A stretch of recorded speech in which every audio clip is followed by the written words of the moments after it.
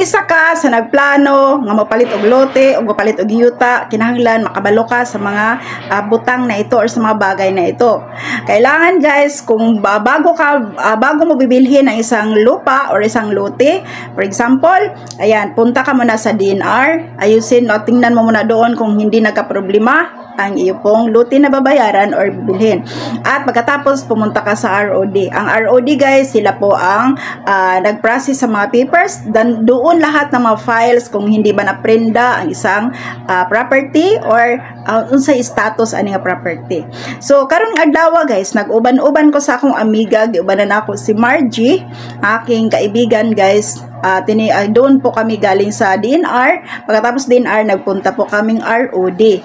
At sa awa ng Diyos, okay naman yung lote na kanyang bibilhin. Kaya masaya po ako sa araw na ito guys. Basta guys, kung plano ninyong bumili ng lupa, kailangan ayusin muna ninyo or tingnan muna ninyo sa ROD ang mga ang istorya sa lupa na yan or ang sitwasyon sa lupa na yan, kung hindi siya naprenda or wala bang problema. Kasi guys, mostly po magkaroon ng problema sa mga naiwan, sa mga heirs, no?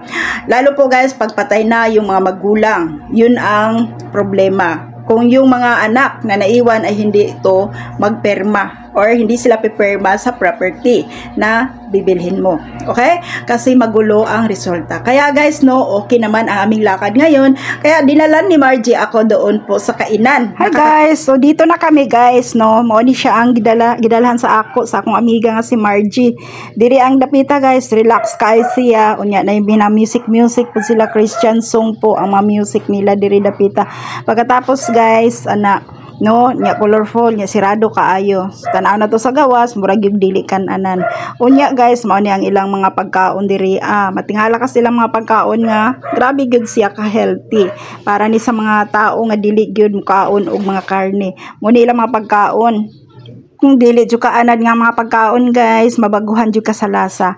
Kay dili man gyud siya mga karne. Napagid sila yung mga puto-puto, no? So sagol-sagol lang ilang mga pagkaon diring dapita guys, pero sa tinuod lang kaning tan-aw nato nga karne guys, dili jud ni siya karne, mga gulay ra ni siya or mga gluten. Tama ba ako, gluten?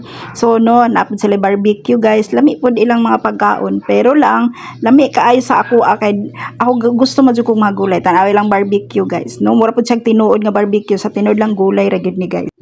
Gwa jud ko kaagwanta guys, ni palit pog ko ani kay nakita na ako ni guys nga mura siya sitsaron. Unya pwede na day ni siya isagol sa mga ginisang tangkong, ginisang sitaw, no? Instead na karning baboy, kanina nga atong isagol. So maura to guys. So layo na kay nabtan ang atong topic guys, nagsugod lang sa yuta, nagsugod sa lote, karon naabot sa pagkaon. Basta guys, maura gito ako ma-share, sana makatabang ang gamay na akong kaalam, okay?